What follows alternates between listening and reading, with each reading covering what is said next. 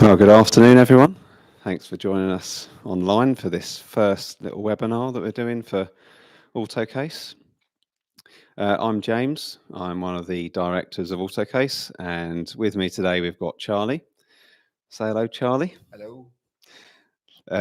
Charlie is one of our full-time testers and support agents. So any of you that are already using the software have probably already had emails and phone conversations and things like that with Charlie. So yeah, if anyone that's signed up as a user, you get the opportunity to get support and one-to-one training, etc. And Charlie will be your port of call. So yeah, thank you ever so much, everyone, for logging on. We're going to probably spend about an hour, no more than an hour, just having a look. The chat is obviously open, so please feel free to pop any questions in the chat, and we'll try and, if it makes sense to answer them at the time, we will do. If we need to answer them at the end, we'll also make a point of doing that. So let's just talk very briefly for those that don't know what Autocase is. It is a software for designing flight cases. It's been in development for about 4 years, and in April of this year we did a soft launch, and we now have quite a nice base of users using the software regularly, which is really helping to develop it and improve it, find little bugs and just work out the best way to make it as efficient as possible for you as users. Charlie, you've got a quite a good knowledge of 3D software. You've been in that industry for a while, haven't you? Yeah, so I've got 2 decades of basically product design, interior design experience, using various different pieces of design software. So I'm quite adept to understanding any kind of like 3D problems that you have with Autocase, as well as basically getting very in depth with the software. So most problems that you will come across, I will help you and set up to solve any kind of problems that you are currently experiencing. But it's in terms of like what I provide as customer service, it's been really good feedback in terms of what we've achieved. So we've done lots of things and sort of like one-on-ones, training people, showing them how to use software, but also helping people fill out their custom libraries, because a part of Autocase is that you can add in your own custom parts. And some people that are not so experienced in using 3D software sort of struggle trying to work out exactly how things go. And I'm more than helpful to log into your PC and sort of show you hands-on exactly how to add a part to your. It's actually quite straightforward once you get into it, isn't it it? It is, yeah. But it's just that initial thing of, I think you've never done it before. Yeah, so if you've been working in a 2D experience for a long time, when you move to 3D, it's a bit of a jump, and there's things that obviously of how you actually get that part in there and what basically the steps of how that works. Yeah. The way you make this a little bit easier as well is we have a full load of tutorials on our help section, as well as an AI, so you can ask it any question and it will basically take all of the tutorials and give you quite a concise answer as to how to solve your problem. And obviously, if that all falls through, I'm there on the other side to give you a hand. Yeah, I'm just going to flash up the software for a moment. So yeah, this is Autocase, and we'll dive into that in a moment. But anyone that needs to get in contact with us, if you take a look at the website or drop us an email, that's going to be one of the best places to get in contact with us. So yeah, we'll dive into the software in just a moment. But yeah, I think it's definitely worth saying that the software is not finished. It's still early stages, but it is in a place where it's very stable and working well. And like I said at the beginning, we have a good number of people signed up and trialing it and using it as paying customers and getting great results.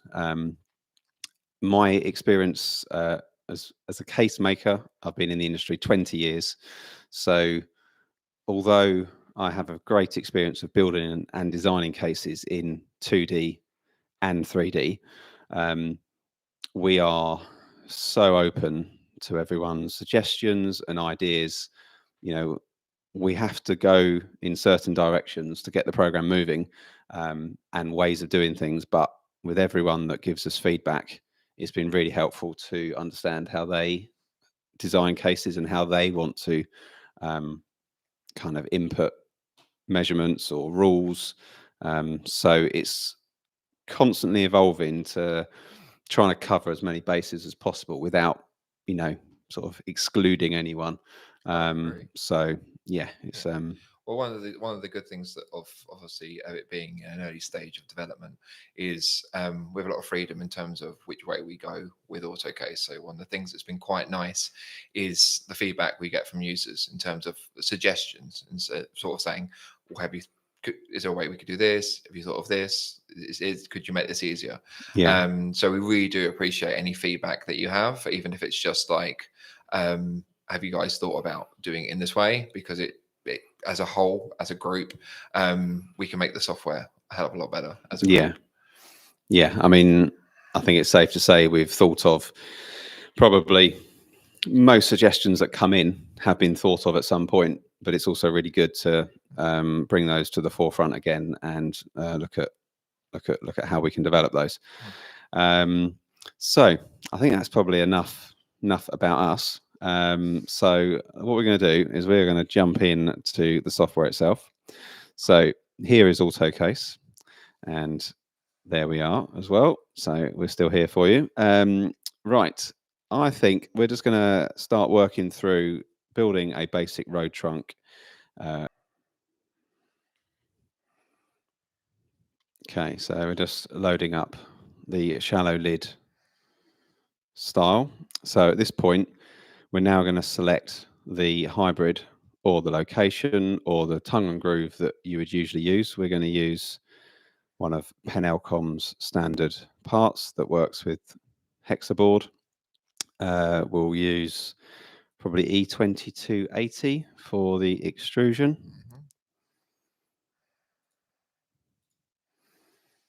And then we'll use some B1121s for the braces. Yep. I mean, as you can see on, if you just add those on as well, the corners. Yep. So before we leave this screen, you've got the option of unlinking or linking those parts. So you can have different braces on the lid than the base. You can have different ball corners, top and bottom. And yeah, so they don't have to be linked, but we'll leave them linked in this scenario. Let's continue to build the case.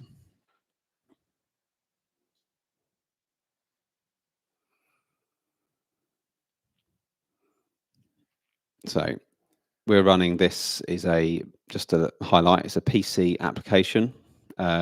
We do successfully run it on Parallels if you're running Mac, but the best performance comes from a decent powered PC, which actually for less than £1,000 you can get an absolute superb laptop or desktop that will run this superbly well, really fast. Yeah, actually, I would actually say that it's quite amazing in terms of 3D application of what this will run on. So it'll run like, it's not sort of, it'll run on either like Intel or AMD. It's not very picky about what parts you have, but it just needs to be a fairly powerful, like not massively powerful, but just it needs to be sort of spec.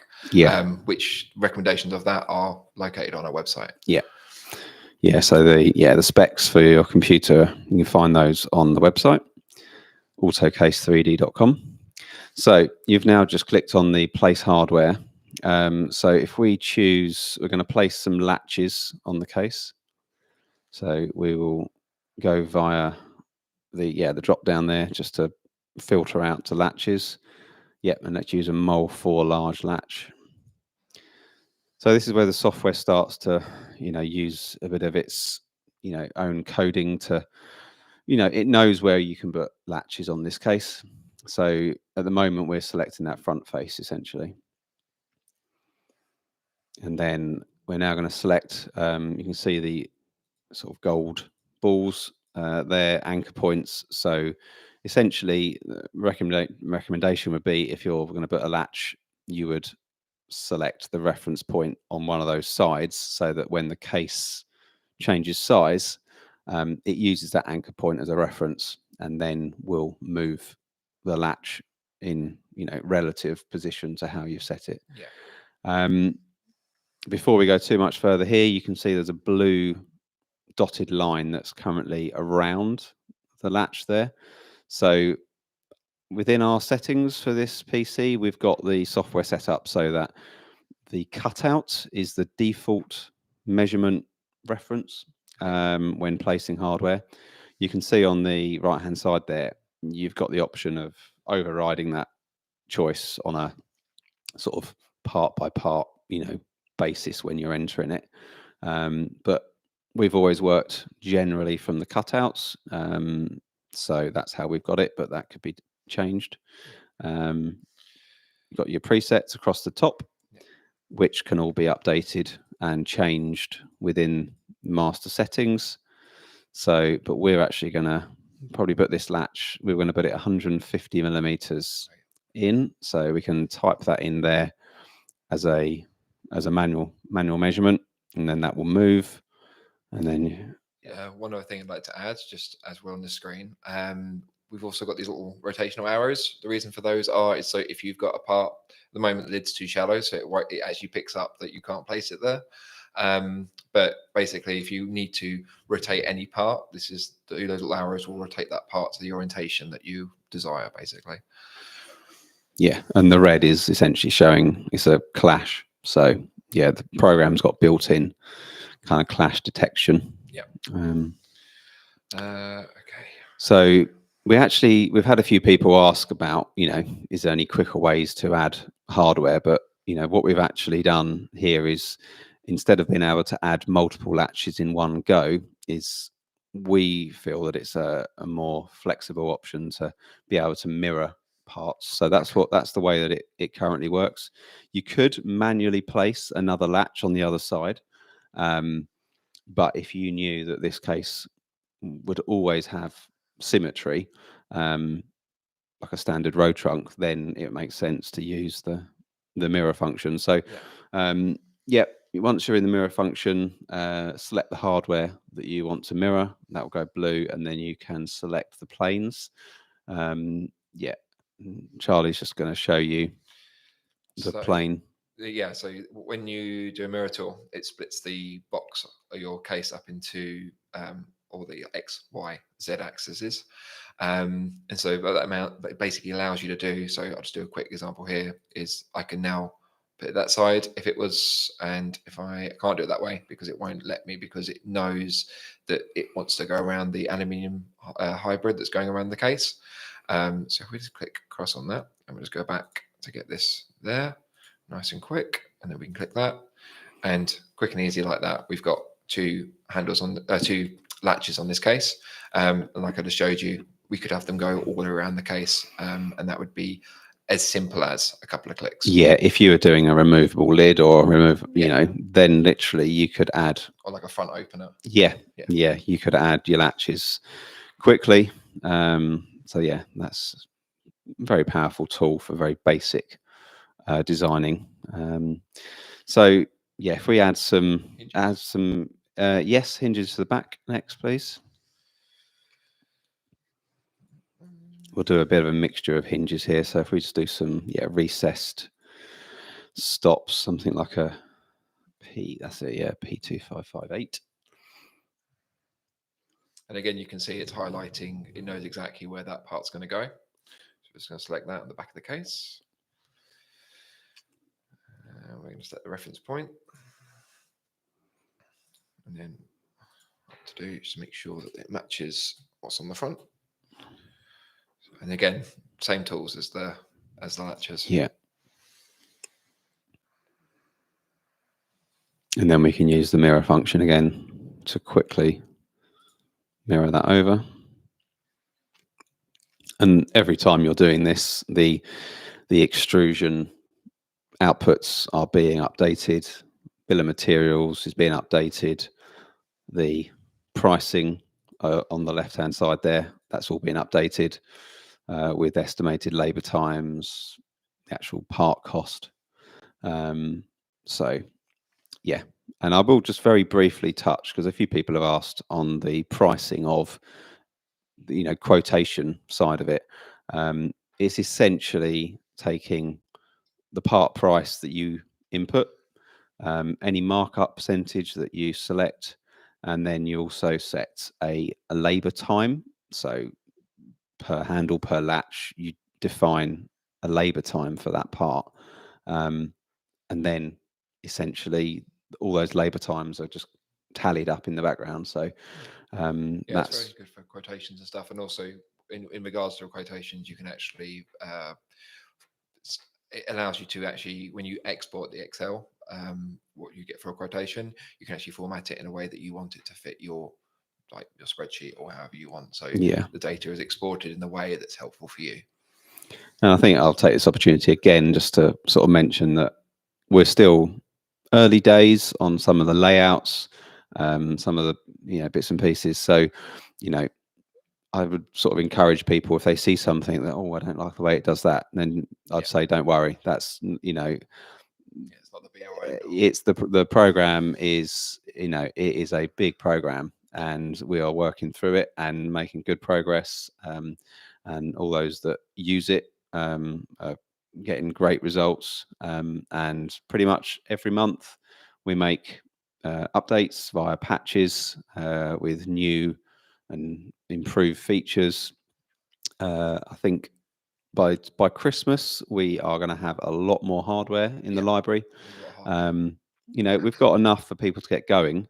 Large latches, medium latches, handles, casters, corner wheels, pull-out handles, good number of extrusions. But for anyone that just needs a few handles or extrusions putting in that they haven't got in there, I mean, that's why we're here. That's why you're here. Yeah. We can help people do that easily, not a problem. But going forward, there will be a lot more in the default library. Yeah. So yeah, it's doesn't need to be seen as a holdback. We can easily help. Yeah. Okay, so carry on. A bit more hinges on there.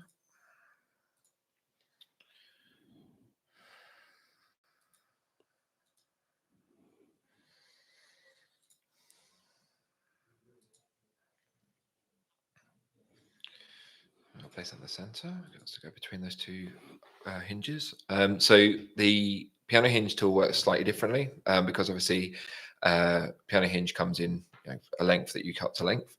So what we've got here is we've actually got the ability to input any kind of measurement we want. There's a couple of tools in there that allow you to essentially pick 2 points, but what we're going to do for the demonstration is just do 600 and do that. And you can see it just jumps down to that size. Click OK. And that's now placed it in between, equally spaced between the two larger hinges. Can you just edit that so it's 600 mil, that part, for me? It's 600 mil. Oh, sorry. I was reading one of the messages on the chat when you were doing that. So someone asking here, why does it say old price and new? What is the difference between markup or actually just what the part used to cost something else? We'll have a look at that. I think they're referring to something in the database. So I'm assuming Zeth is a user or has downloaded the trial, because on the view that we've got here, there isn't an old or new price. But I do know in the database view, when you have a look at all that is there's just a reference for the that was loaded in when we first launched the software. So yeah, that's actually the old price isn't relevant. It's just there as a reference. Essentially what happens is that when you, I'll just do a quick overlay of what it does, but basically when you update a part in the library, so you have a library view, you can see all of the parts that are part of your standard library, but also any libraries that you create, which you can create, obviously, like we said, a whole section of your own parts.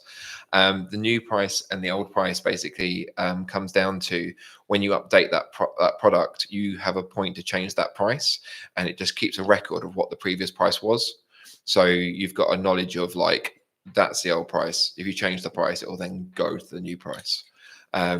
And it's also quite a good little indicator sometimes if you're looking through and you notice that there's an old price, it means that that part has been edited at some point, because if it's a brand new part, you won't see that it's been edited. Yeah. But that's essentially how the old price, new price works.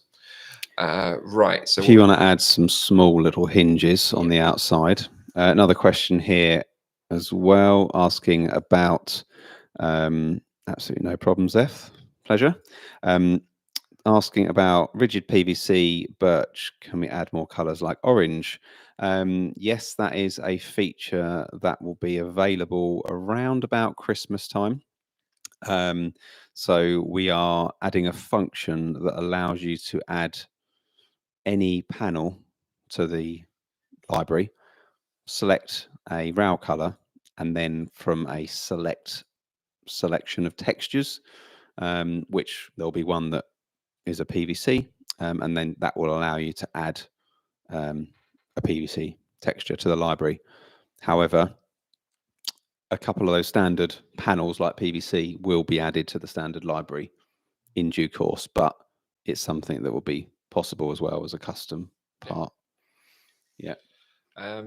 So just finishing the hinges. So we'll now add some handles to the case. Yeah. James, quick test mode. Do you know what a large latch code is for pen Elcom? Yes. Large handles. H71. H71. 65. 65. There we go. Just like that. So what we've got in here, we've got the search function. So if there's a part in there that you know the code to, you can hit the code in the search function and it will find that part for you. Obviously, I've demonstrated the types, so you can look for whatever types you want. You have another thing called view group. So that essentially basically means that if, say, for example, you had a client that used particular hardware for, you basically group all of the hardware you'd use for that client in that folder, or parts that you would regularly use, etc. We've also got a supplier list here, so we can change whatever supplier we want. And we also have a library view, basically allows us to select any of the extra libraries that we've got on there. Yeah, because you can add a library, you can add parts to the libraries, but essentially you can have 2 or 3, you can have as many extra libraries as you want. If it just helps you organize it in a way that maybe maybe you want to have an Adam Hall library, a Pen Elcom library, your own custom library, and then you might have a library of stuff where you're literally just experimenting and playing around, and so you're not affecting anything that's kind of live in projects. And another quick sort of hint tip thing is that with the parts, you can't actually edit anything in the standard library. If you do want to change anything on a standard part, what you do is you have to copy it over to a new library, and we will do a video on that at a later date. But there is ways to be able to change it, but what it means is that the standard library is always vanilla, and it will never actually, you can't essentially break it. There's always a way that you can get that part back. And just talking about videos, we've got quite a lot of short videos on the website. If you go to the tutorial section, there's videos on how to add a latch, how to place casters, how to make custom caster boards, how to do internal foam. I mean, there's a lot on there. And again, if there's something that at the moment we've missed, and you've got a question about it, we'll come back to you. Charlie will come back to you directly, but we'll also put a video up as well, just so it makes it easier for other people and you to find it in the future. And if, again, in terms of suggestions, if there is anything that you can see inside the tutorials that you're like, that's not covered, or I need a video, I really appreciate a video about, a certain subject, just, drop me a line and we can do that for you. James, how do you want me to do this? So at the moment, we're adding a large handle to the case.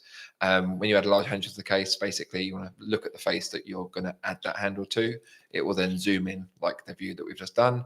I've just picked a anchor point, and now we've got the ability to, in a multiple different ways, of being able to place this handle any which way we want to place it. Well, let's sort of place a single handle slightly towards the top of this panel. Okay, so we can choose the 100mm here. Oh no, let's do 100. Let's do 200. Because that measurement there is taking it from the top of the case down. So all the measurements taken from the extremities of the case. Yes, and that's the extremity of the panel. So when you're doing these measurements, like latch positions, wheel positions, it's taking it from like the carcass, the case outer boundary. So that means when you're positioning like casters, and then maybe you're positioning dishes, you know that you're moving them from the same sort of reference point, as in, you know, you're not referencing ball corners, you're not referencing extrusion, you're taking the case in its sort of bare form. And just a quick other little tidbit of advice that we can do on here as well is that we can actually move the part freely. So we haven't got to actually be very technical about it. We can place this anywhere we want. And again, with the rotation tool, I can actually rotate these parts any which way I want to rotate it. So let's go back to where you were. So we're going to put that at 200 mil. We're going to center that up there. Nice. And click OK. And that's now cut that and placed it into the case as well. So when we come to show the DXF outputs at the end, that will be there. So we'll do is mirror that part. Check it outside the case. Okie dokie. Okay, and then we'll put some on the front. And my knowledge of parts is not as good as yours. Gee. So it's the H71. Right, that goes there. Okay. And then what, towards the bottom? Like a little bit higher maybe. I mean, it doesn't really matter, but maybe then if you show it centralizing on the latch as well. Some people like to centralize the handle on the latch. So if you drag the handle, you'll get a snap line appear down the middle. So you can, that's fine. Pop it there. And then we can use, I mean, this is where the mirror function really comes into its own in terms of speed of now adding the rest of those. Nice and quick.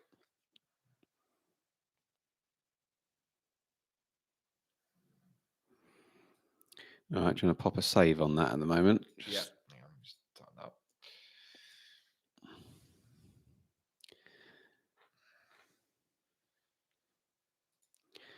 Excellent. I reckon we should do a quick size change at this point. Size change, How big do you want it? How small do you want it? Let's make it slightly longer. Okay. So 1400 mil or something.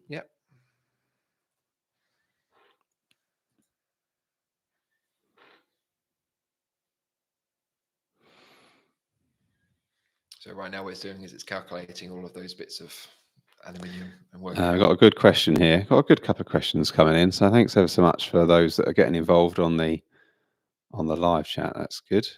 Can I add a hinged corner brace, like an L-shaped hinge from Adam Hall? Yes, we have had a bit of a workaround on that for the time being, but yes, we can help you add that into the library. But it's something that it's a work in progress. It's a work in progress. It's slightly awkward, that one, but we've got a workaround, and Charlie would be able to help you do that. It's just the way that the Autocase deals with the parts, particularly braces, in terms of the top and bottom and the rotation that it does. And so I took a little bit of time, but I've worked out a way that you can easily get it on there. It's you just take a little bit of thought how it goes on, but then it's absolutely fine. Very easy. Right, so we now have a bigger case. Should we put a caster board on there? Yeah, we can do a caster board. So what we're going to do is we're going to use just a standard built-in caster board. Now this is a full-size caster board, so you choose the face it's going to go on. You can just see it in blue there. It's a bit easier if you rotate. There you go. Now this is a default full-size as a starting point, and then you can just adjust the measurements there. So maybe minus about 10 mil overall off of those two dims. So we get 5 mil. So yes, you can add that. Now the wheels, the position on this one are predefined. Now they're just there as a guide on this predefined one, and there you can actually see where those wheels would be positioned. That's the center point of those wheels. Yeah. Now we're not going to cover it on this video, but we have a custom caster board environment where you can go into that caster board layout and select essentially where you want those anchor points to be, and you can do it as measurements from each edge, or you can do it as a center plane. So essentially you can create your own positioning rules. And then and also in terms of the style of the caster board as well, you can change like the radius of the corners. So if you want like a sharper point, more deeper radius, then you can change that. And I think we can do a chamfer as well.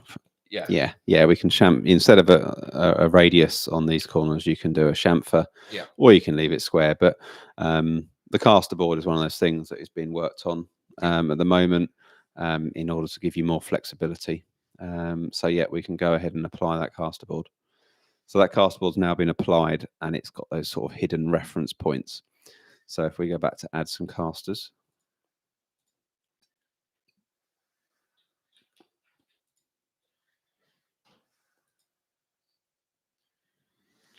So at this point, it's asking me to connect to caster board. The reason for that is that if I click the cross at this point, it would allow me to add a caster to anywhere on the case. So it acts like a piece of hardware, and you can place it wherever. So if you didn't actually want to have a caster board, you can actually just forego it and actually put a caster anywhere on the case you want. And that's the same for like a fixing. Like a bolt. So you can select a bolt from the library and you go place, and it will sense if there's a caster board there like it is now, and it will now ask you, do you want to place this on the caster board or the case? Because there will be instances where you might want to do either. Okay, now so it knows where the caster board is. It highlights those points, and it shows the hardware that we're going to apply sort of before we actually have added it. So if we actually select those points and then we click OK, and it will add. And then if you just repeat that function and use some non-break to the back, I'm just going to answer a question here asking about autosave. Currently, no is the answer. It doesn't have autosave built in. However, it is definitely on the roadmap. So at the moment, just continue to regularly save. But it's definitely one of those things that will be added to the program. So there's many things that the software does do, and there's many things that it still needs to do slightly better. And that's all going to happen and is happening. So, but thank you for your question. Okay, so from externally, I think this case is done. Yes, as an external case, that is done. We can make it slightly smaller again, maybe do one more size change. Okay. We could probably go to 1200 wide. And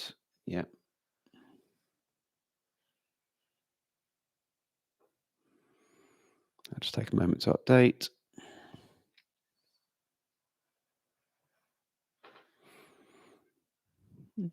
And now, the case is sensing that the caster board is too big at its current size. And then in a moment, it will kick us into an edit mode just to allow us to bring that back to a size that we want. This function is going to be improved slightly and be much more automated. There you go. It's resized itself, and now you can enter in another dimension. Great. Good. Yeah. I mean, one of the functions coming within the next 2 to 3 months is with the caster boards, much more auto sensing changes so that you can set the caster board to be inboard by X amount. And then as you make the change, it maintains the rules just like it does on handles and latches and things like that. Right. Should we dive inside? We can go inside, So this is the internal view of Autocase. So not only can we add stuff to the outside, we can also add stuff to the inside, and that the things like the partitions will then affect like the outside panels. So it'll actually show up in your DXF. So when you go to CNC, your rebates are exactly where you've designed them to be. So let's start off. So you start by adding any kind of basically anything inside of this space of the case by adding a work plane. And I'm going to offset this plane on this occasion. And we're going to go 450. Yeah, I mean these planes they're sort of your measurement references, they're your design references. Yeah. You in other 3D softwares you can use planes or you can just draw blocks and shapes and sizes and sort of constrain them to different things or set measurement rules. Yeah. So currently, and I say currently because everything on this software is is a development, it relies on having work planes.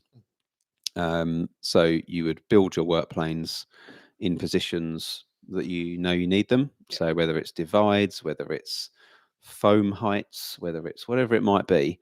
And one of the quite powerful little tools at the moment is once you've got a whole load of work planes in there, you can then add those work planes to a group and give it a name. So if you want divides, you can add them to a work plane group called divides. If it's a certain type of foam, you could add some work planes to a group called foam height and another reference that makes sense in the design, and you could have as many of those groups as you want, and then it makes it easy to turn on and off and make things visible in an easy way. So yeah, if we add that work plane in, so that work plane will now always stay at 450 millimeters from the inside face of that panel. Yeah, so you make that case any size, bigger, smaller, that from that face, you set that size, it will stick to that size.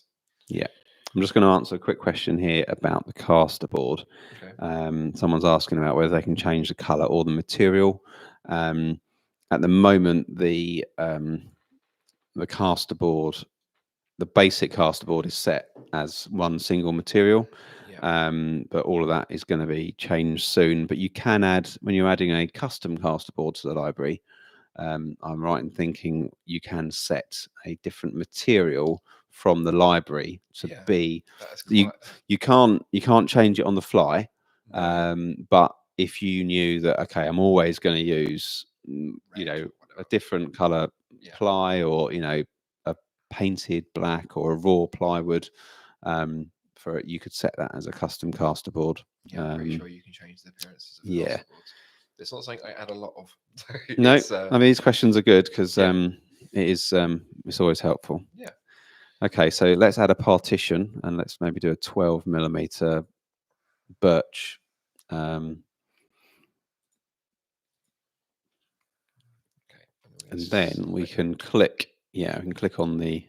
So what it's done there is it's sensed the work plane that you clicked on, and it's centered, hasn't it? You can tell that the work plane buttons at the top left here. Yeah. So move it around. You just zoom in slightly. Yeah, perfect. Yeah. So at the moment, the divide is centered on the work plane, which in many cases might not. If it's a central divide, that makes sense. Yeah. But if you're trying to make a compartment of a certain size, assuming you typed in your 450 millimeter for a reason, then it would make sense to click the button that moves the. If you can just do that now, moves it the other way. Yeah, move it the other way. There we go. So now the work plane and the divide are always going to stay in that position. Yeah. So you've got 450 millimeters internally now. Yeah. And at the moment we're full height, which we don't want at the moment. So if we click on the top face, that highlights blue, and if we just snap it to the lower. What are these, James? What are these? They're the default work planes, and essentially the default work planes are at the top and bottom ones are in line with the hybrid sort of legs, the end of the legs, and then the middle one is where the case joins. So yeah, down the middle of the aluminium join. Yep. Now, these are default work planes that are in there as part of the program that drive a lot of the measurements. Now, one update we got coming is that you can have those hidden, so that you can add your own work planes in the same area, because at the moment it gets a little bit messy if you're adding work planes very close to those. So they're going to be able to be hidden as default soon. So let's use the lower work plane. This one? Yep. And you can just see that's now snapped the divide underneath. Let's push that divide into the case as well. So let's change the view. Just make a better way of explaining. That's nice, this. yeah. So if we change this, so it's now off there. So what we'll do is we'll make the divide 8 millimeters wider. So we want to push it into the case. And as you can see, this red box is actually pushed it. This is the cutout it will do inside of the panel. Yeah. Did you make the width of the divide 8 millimeters greater? Oh no, I've changed the height. That's why. See if I go. Right. Let's go. So yeah, if we push that 8 millimeters wider, that will push it. Can I do 10? Because it's easy. You can do 10. Yeah, it doesn't really make much odds. And that will push it into the case by half of that amount that you just increased, so it goes either way. Yep.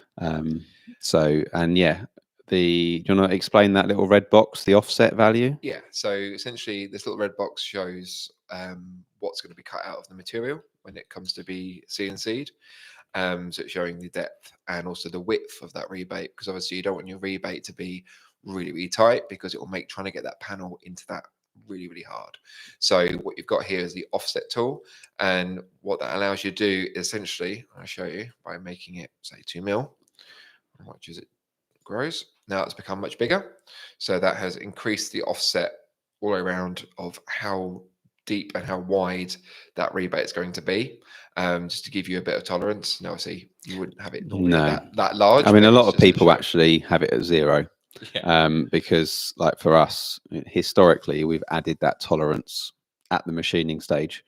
But it's just there just to, if you're not doing that and you want to do it in the software, you can do it. So and that's a default setting, isn't it? You can set up in your main parameters so that it will always default to 0 or 0.1 or 0.5 or whatever. Yeah. Okay. Right. We've got about 15-20 minutes left. I think we should add a bit of foam and then have a quick look at some outputs. Yep. So going to add some foam. Maybe if we just pop a bit of 25 mil around in those base compartments. Yep. Or completely line it. Yeah, just around it, So if you click, front, and then obviously the way that you click this will define the sizes. It's sensing divides, it's sensing other foam, and it is calculating where it can put itself.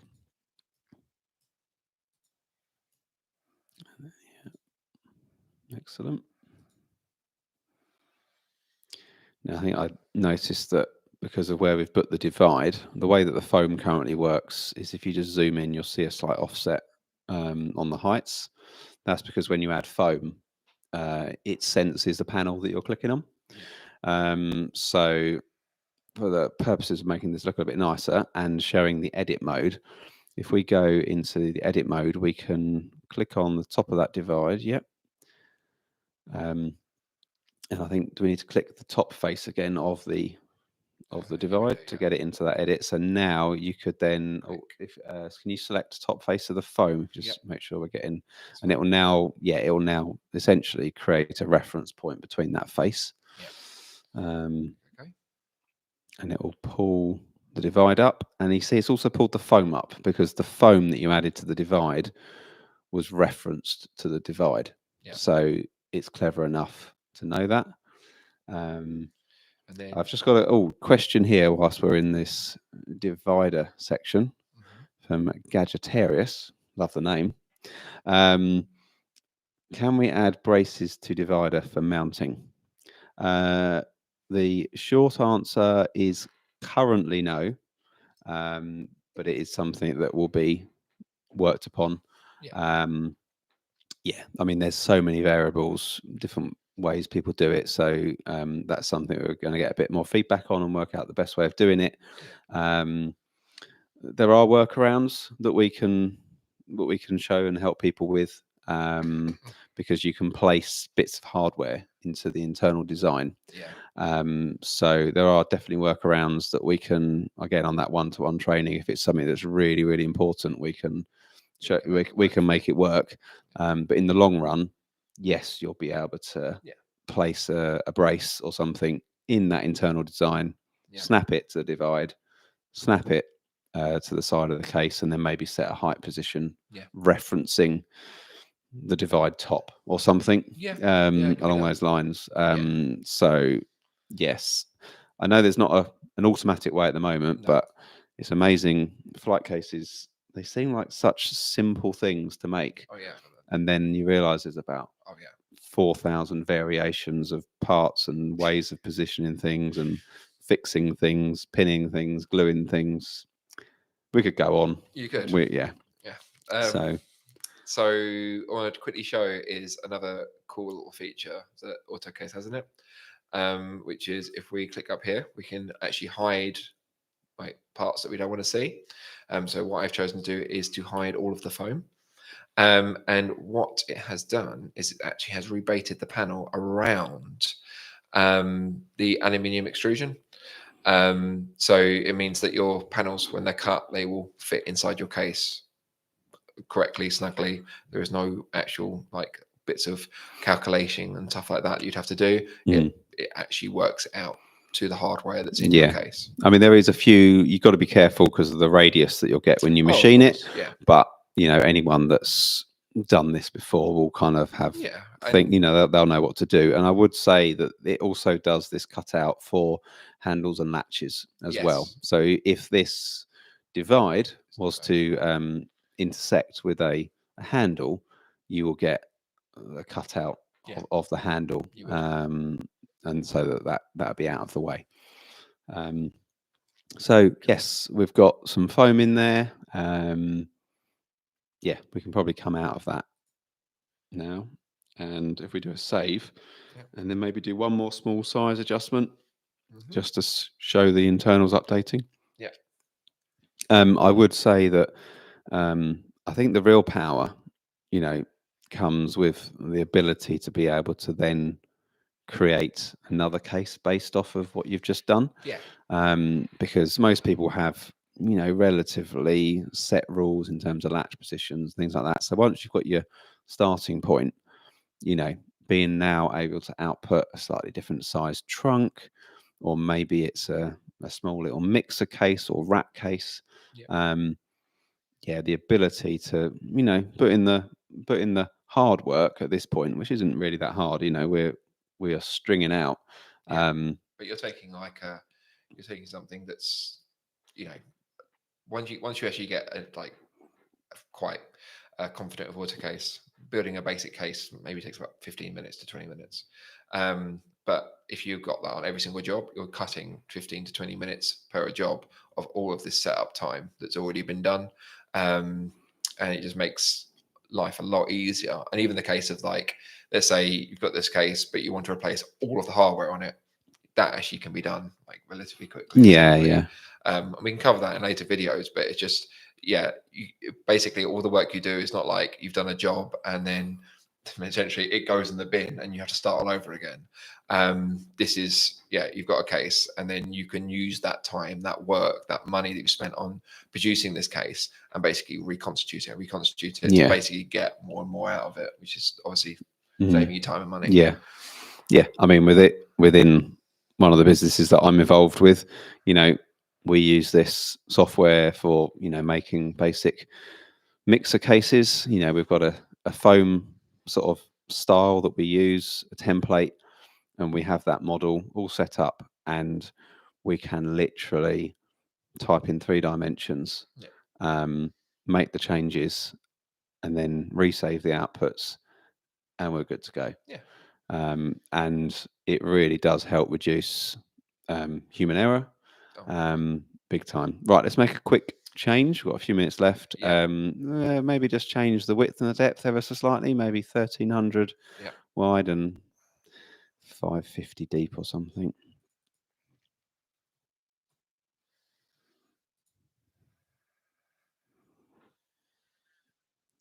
And then once this is updated, we'll jump into the internals, and that will, you can either update the internals without going inside the case. We'll do the casterboard first. Yeah, it's fine. Easy. And then we'll have a quick look at some outputs and answer any final questions. Yeah.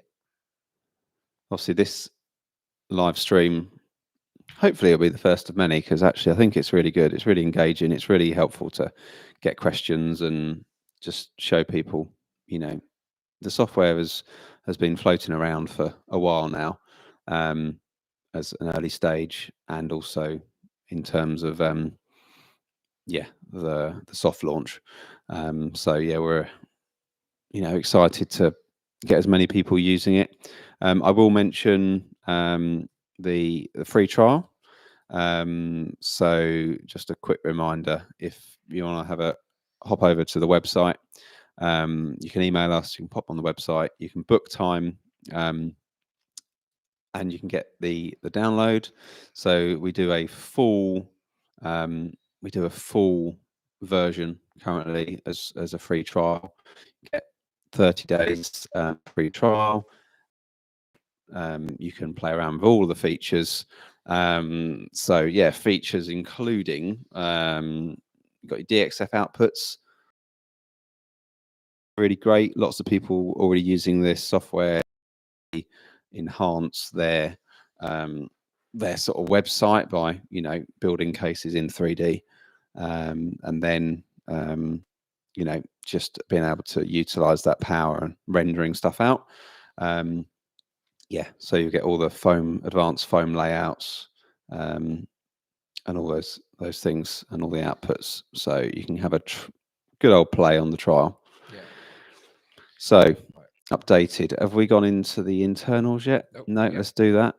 There you go. You can see it's not the right size, but give it a second and it will pick it all up and change all the sizes. So that's great. Done. So yeah, that was easy as that.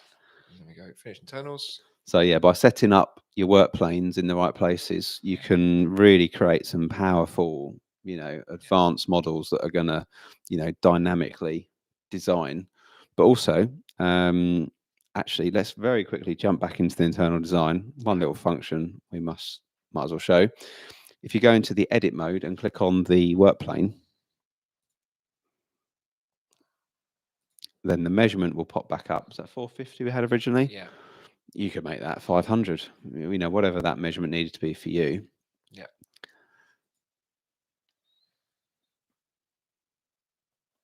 And it will recalculate and make the adjustments to the foam. It will move the DXF rebates around. It will do everything. So yeah, great. Yeah. So again, you can make flexible designs, multiple work planes driving the positions of multiple parts. You can have 4 divides referencing one work plane and they will all move together. Exactly. Yeah. Cool. Okay, that's great. Now, yes, so I think if we maybe just jump into some outputs. Should I explain what the outputs are? Are these buttons across top? Just jump through the outputs. I'll get them loaded up. Yeah, so we've got a step file export, as James mentioned earlier, technical drawing. So you can produce technical drawings based on your cases. So your cases will potentially, you haven't got to take ages producing a drawing. I've spent years producing drawings, and this is so simple. We'll go through technical drawings in other. Yeah, we could do a whole video, couldn't we, on those? Yeah.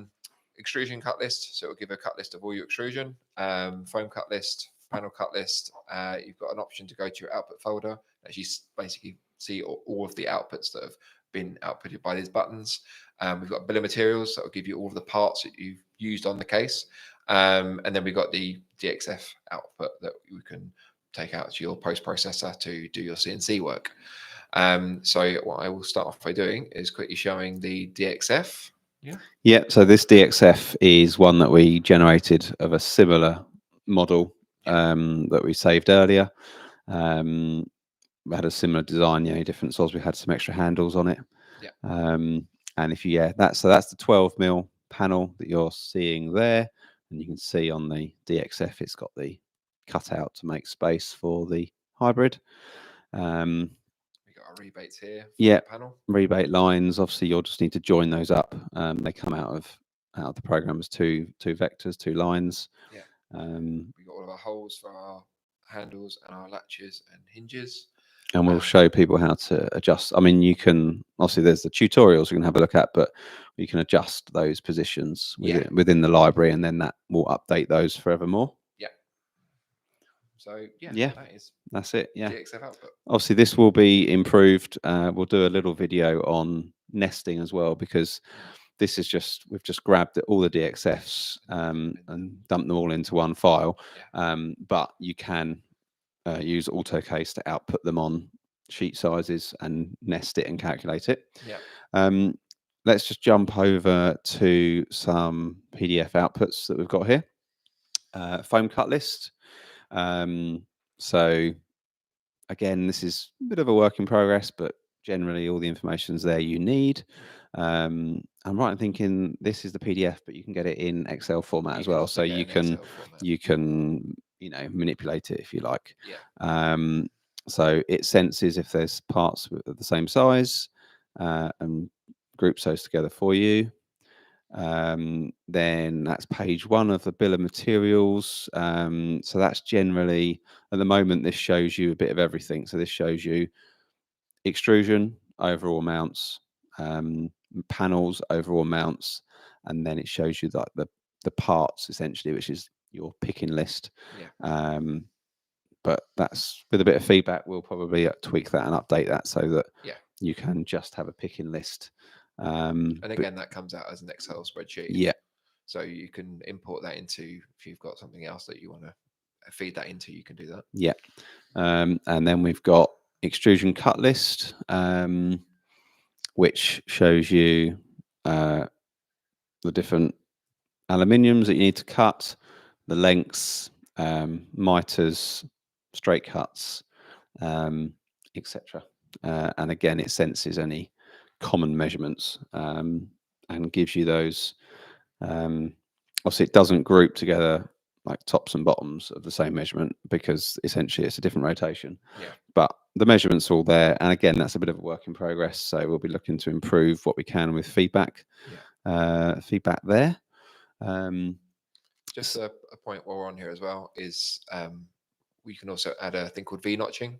Yes. Which allows you to essentially cut your aluminium so it's all one piece, but with an angle cut out of it, so you can bend it around, and Autocase will work out where that cut wants to be on both angles, and give it to you. So when it comes to cutting it, all the hard work's taken out of it. You haven't actually got to work it out. And there's also the ability to add in like a tolerance to it as well. So you can basically get right down to exactly what you want it to be.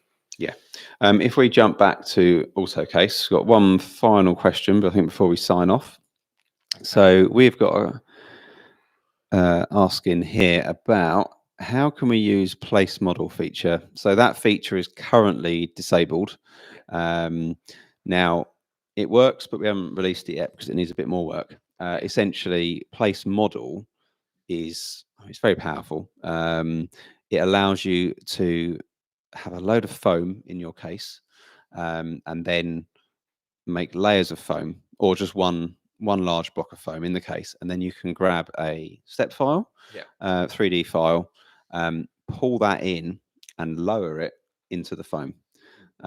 It then creates the DXF for your foam, and it does that by asking you how many layers of foam and what foam to turn that block of foam into, because most people will make a CNC insert out of you know, if it's 200 mil high, they'll make it out of 4 layers of 50 mil. So you can choose that, and then it will output the DXF for each layer that it needs for you to create that. But that's just something that we have had to shift our priorities away from, because it is an amazing feature, but there's more core things that needed attention. So yeah, it's just one of those things we've had to put on the back burner, but it's coming. So yeah, I think we've covered everything. Well, when I say covered everything, I think we've covered everything we'd hoped to cover in this 1 hour. It's the first that we've done like this. And it's been really great to see so many people logged on live. So, but like I say, it's going to be up on YouTube for people to watch back. And we'll try and get some more up like pretty soon, I think. And again, and if you've got any questions, or you might go away from this and think, oh, actually, how does it do that? Just again, just go to autocase3d.com and just send me basically send a message. It will come to me and I will answer it for you. And also just again to say that we do like one-on-ones. So it's very, very simple. Just go to our website. There's a button there that says book demo. Book that. It can either be for a demo or it can even be for a one-on-one. And we can work together to get that. To do what you want to do. We'll make sure that all the links that we need are, you know, in the description, etc. But yeah, there is the website link just up there on the screen. And so, okay. Oh, another question. Riveting or fastener counts. That is something that hasn't been fully included. The way that we work around that at the moment is what we suggest that you do is you build that into within the aluminium pricing. So basically, when you're putting in the pricing of the aluminium, we would just for now just add in the, you know, relatively small amount of extra cost for some rivets. But no, it's a very valid feature that we will be looking to add, because it's a relatively simple calculation that we can you know, derive the amount of rivets from a length of extrusion. So that's something that can be looked at. Thank you. Great question. Also, to display the rivets on the corners, that is very easy. You just have to. Have we done that on this model? If we just go back very quickly to zoom right into that corner, I think that's what they were talking about. All you need to do, is you just need to modify the CAD file and basically the step file and put that rivet head there. Again, this is what I was saying about the use of people like experience in 3D software. And essentially, there's little bits and pieces where you might get a model from a manufacturer, but it's missing something, or you want to change the color of it or stuff like that. And it's not immediately kind of obvious exactly how you would do that, because software is software and it's everyone approaches it in a different way. So yeah, it's a very simple thing to do. Once you actually understand, oh, that's a tool I need for that thing, then you're away. It's easy. It's very, very easy to add rivets to a piece of hardware. The Gadgetarius has just apologized. That wasn't what he meant. But I mean, it's a great bit of information for those that were interested in that. So they were asking whether the extrusion can show rivets. At some point, yeah. But again, it's very low down our priority list, unfortunately. More importantly for us is, you know, everything working, getting new models, improving features, debugging little bits and pieces. So yes, I think there is so much that this software is going to do. So there's an element of patience. I've learned that over the last 4 years, and we'll definitely have that for you at some point, and you will be the first to know, Gadgetarius. I promise. It's okay. I drive him mad. I come in every day and go, can we add this? Can we do this? Could we make it do this? And I say, like, I've already thought about it, and we're doing it at some point. Okay. I think that time is up. It's been great to have so many people logged on with us. That was actually a really nice surprise. Yeah. It's like they were in the room with us. Yeah. Kind of. Yeah. Kind of. Kind of. So, right, let's call it a day there. We're going to say goodbye and see you in a few weeks, maybe. Weeks time. Yeah, something like that. Yeah.